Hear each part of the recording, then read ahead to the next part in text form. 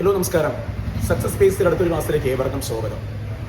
നമ്മൾ ഈ ചാനലിനോട് പ്രധാനമായും ഉദ്ദേശിക്കുന്നത് ഒരിക്കലും എക്കണോമിക്സ് ക്ലാസ്സുകൾ മാത്രമല്ല, ഏറ്റവും ഇമ്പോർട്ടൻ്റ് ആയ അടുത്ത കമ്പനി റിലീജിയസും അതുപോലെ വരുന്ന എക്സാമുകൾക്കെല്ലാം ഇമ്പോർട്ടൻ്റ് ആയ എല്ലാ GK ടോപ്പിക്സും കംപ്ലീറ്റ് ആക്കുന്നതായിരിക്കും. നമ്മൾ ഓരോ മേഖലകളായിട്ട് അതിന് കംപ്ലീറ്റ് ആക്കിയെന്ന് ഉദ്ദേശിക്കും. നമ്മൾ തുടങ്ങിയതായിരുന്നു പഞ്ചവത്സര പദ്ധതി. എക്കണോമിക്സ് ഏറ്റവും മാർക്ക് സ്കോർ ചെയ്യാൻ പറ്റുന്ന ഒരു മേഖലയാണ് പഞ്ചവത്സര പദ്ധതി. ആ പഞ്ചവത്സര പദ്ധതി തുടങ്ങിയിട്ടുണ്ട്. ആ ഒരു മേഖല കംപ്ലീറ്റ് ആയതിനു ശേഷം നമുക്ക് എന്ത് ചെയ്യാൻ പറ്റും, അടുത്ത ടോപ്പിക്കുമായിട്ട് നിങ്ങളുടെ മുമ്പിൽ നിൽക്കും. ഓക്കെ, അപ്പോൾ നമ്മൾ ഇന്ന് നോക്കാൻ പോകുന്നത് രണ്ടാം പഞ്ചവത്സര പദ്ധതിയാണ്. അപ്പോൾ ആദ്യ 2 ക്ലാസ്സുകൾ പഞ്ചവർഷ പദ്ധതി ഏറ്റവും ബേസായുള്ള കാര്യവും ഇന്ന് ആ പഞ്ചവർഷ പദ്ധതി കാണാത്ത ആളുകളുണ്ടെങ്കിൽ നിർബന്ധമായിട്ടൊന്ന് കാണാം. അതിനുശേഷം രണ്ടാമത്തെ ക്ലാസ് കാണാൻ ശ്രമിക്കുക. നിങ്ങൾ അതുപോലെ തന്നെ സപ്പോർട്ട് ചെയ്യുക. നമ്മൾ നോക്കാൻ വരുന്നത് രണ്ടാം പഞ്ചവർഷ പദ്ധതി. ഓക്കെ, നമ്മുടെ രണ്ടാം പഞ്ചവർഷ പദ്ധതി പ്രധാനപ്പെട്ട കാലഘട്ടം അല്ലെങ്കിൽ രണ്ടാമതൊരു കാലഘട്ടം ഏതാണ്? 1956 ടു 1961 നമ്മുടെ രണ്ടാം പദ്ധതിയുടെ കാലഘട്ടം.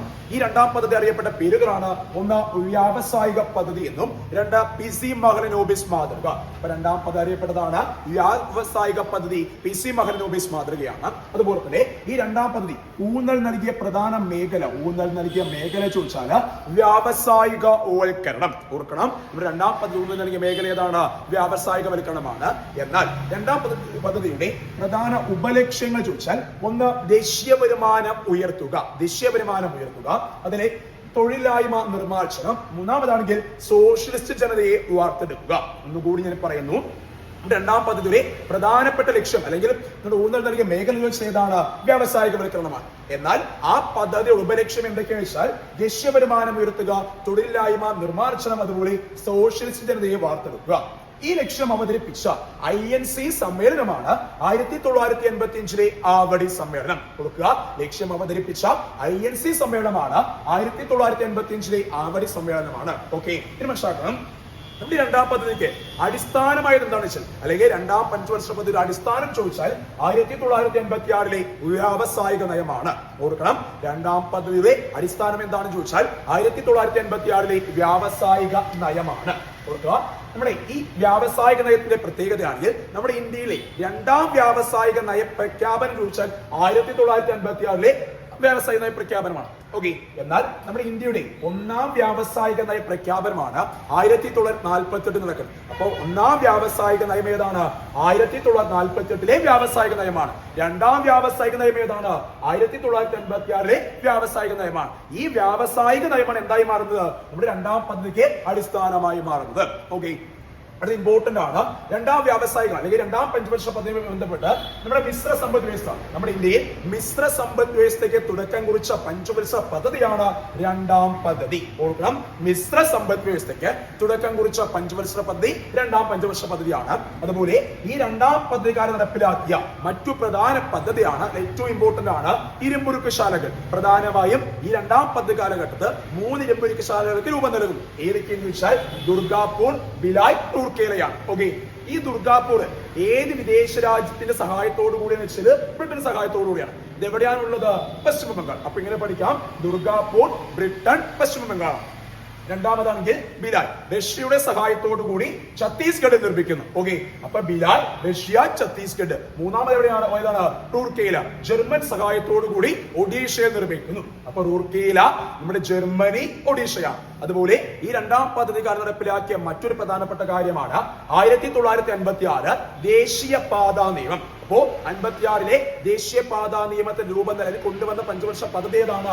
രണ്ടാം പഞ്ചവർഷ പദ്ധതിയാണ്. അപ്പൊ 2 കാര്യങ്ങൾ, പ്രധാനമായി ഇരുമ്പുരുക്കുശാലകൾ വരുന്നു, അതുപോലെ 56 ദേശീയപാതാ നിയമം കൊണ്ടുവരുന്നു. അതുപോലെ തന്നെയാണ് DRDO. നമുക്കറിയാം, നമ്മുടെ DRDO പ്രവർത്തനം ആരംഭിച്ച പഞ്ചവർഷ പദ്ധതി ഏതാണ്? രണ്ടാം പദ്ധതിയാണ്. അതുപോലെ 4ാമത് പ്രധാനപ്പെട്ട കാര്യമാണ് ഖാദി ഗ്രാമ വ്യവസായ കമ്മീഷൻ. നമ്മുടെ ഖാദി ഗ്രാമ വ്യവസായ കമ്മീഷന് രൂപം നൽകിയ പഞ്ചവർഷ പദ്ധതിയാണ് രണ്ടാം പഞ്ചവർഷ പദ്ധതി. അതുപോലെ തന്നെ സിന്ധു നദീജലക്കര, നമ്മുടെ ഇന്ത്യയും പാകിസ്ഥാനുമായുള്ള സിന്ധു നദീജലക്കര ഏത് പദ്ധതിക്കാലത്തിന് ഒപ്പുവെച്ച് വെച്ചാൽ രണ്ടാം പദ്ധതി കാലഘട്ടത്തിന്. അപ്പൊ 4 കാര്യങ്ങൾ, ഇരുമ്പുരുക്കുശാലകൾ വരുന്നു, ദേശീയപാതാ നിയമം വരുന്നു, DRDO വരുന്നു, ഖാദി ഗ്രാമ വ്യവസായ കമ്മീഷൻ വരുന്നു, സിന്ധു നദീജലക്കര പ്രാബല്യത്തിൽ വരുന്നു. ഓക്കെ, ഇനി മനസ്സിലാക്കണം, ഈ രണ്ടാം പദ്ധതി ലക്ഷ്യം വെച്ച വളർച്ചാ നിരക്കാണെങ്കിൽ 4.5% കൈവരിച്ചതാണ് 4.27%. ഒന്നുകൂടി ഞാൻ വേഗം ഒന്ന് പറയാം, ശ്രദ്ധയോടെ കേൾക്കണം. അതായത് രണ്ടാം പദ്ധതിയുടെ പ്രധാന അല്ലെങ്കിൽ കാലഘട്ടം ചോദിച്ചാൽ 1956 ടു 1961 ഏതാണ് എങ്ങനെയെല്ലാം അറിയപ്പെടുന്നു വെച്ചാൽ വ്യാവസായിക പദ്ധതി എന്നും PC മഹലനോബിസ് മാതൃക എന്നും അറിയപ്പെടുന്നത് നമ്മുടെ രണ്ടാം പദ്ധതിയാണ്. ആ രണ്ടാം പദ്ധതി ഊന്നൽ നൽകിയ മേഖലയാണെങ്കിൽ വ്യാവസായിക വൽക്കരണമാണെങ്കിൽ, അതുപോലെ തന്നെ ഉപലക്ഷ്യമാണെങ്കിൽ ദേശീയ വരുമാനം ഉയർത്തുക, തൊഴിലില്ലായ്മ നിർമ്മാർജ്ജനം, അതുപോലെ സോഷ്യലിസ്റ്റ് ജനതയെ വാർത്തെടുക്കുക. ആ ലക്ഷ്യം അവതരിപ്പിച്ച INC സമ്മേളനമാണ് 1985 ആവടി സമ്മേളനമാണ്. ഈ പദ്ധതിയുടെ അല്ലെങ്കിൽ രണ്ടാം പദ്ധതിയുടെ അടിസ്ഥാനം ചോദിച്ചാൽ 1956 വ്യാവസായിക നയമാണ്. നമ്മുടെ ഇന്ത്യയുടെ രണ്ടാം വ്യാവസായിക നയം ചോദിച്ചാലും 1956 വ്യാവസായിക നയമാണ്. എന്നാൽ ഒന്നാം വ്യാവസായിക നയമാണ് 1948 വ്യാവസായിക നയമാണ്. അതുപോലെ നമ്മുടെ ഇന്ത്യയിൽ മിശ്ര സമ്പദ് വ്യവസ്ഥയ്ക്ക് തുടക്കം കുറിച്ച പഞ്ചവർഷ പദ്ധതി ചോദിച്ചാൽ രണ്ടാം പഞ്ചവർഷ പദ്ധതിയാണ്. നമ്മുടെ ഇന്ത്യയിൽ പ്രധാനമായും ദുർഗാപൂർ, ഭിലായ്, റൂർക്കേല എന്നീ ഇരുമ്പുരുക്കശാലകൾക്ക് രൂപം നൽകി അല്ലെങ്കിൽ രൂപം കൊടുത്ത പഞ്ചവർഷ പദ്ധതിയാണ് രണ്ടാം പഞ്ചവർഷ പദ്ധതി. പ്രധാനമായും ഇരുമ്പുരുക്കശാലകൾ വരുന്നു. ദുർഗാപൂർ ബ്രിട്ടൻ, പശ്ചിമ ബംഗാളാണെങ്കിൽ, ഭിലായ് റഷ്യ, ഛത്തീസ്ഗഡ് ആണ്. റൂർക്കേലയാണെങ്കിൽ ജർമ്മനി, അതുപോലെ തന്നെ ഒഡീഷയാണ്. അടുത്ത പ്രധാനമായി നടപ്പിലാക്കിയത് 1956 ദേശീയപാതാ നിയമം. അടുത്താണെങ്കിൽ DRDO പ്രവർത്തനം ആരംഭിക്കുന്നു. ഖാദി ഗ്രാമ വ്യവസായ കമ്മീഷൻ രൂപം നൽകുന്നു. സിന്ധു നദീജല കരാർ ഒപ്പുവെക്കുന്നു. 4.5% ലക്ഷ്യം വെച്ചെങ്കിൽ 4.27% അത് കൈവരിക്കുന്നു.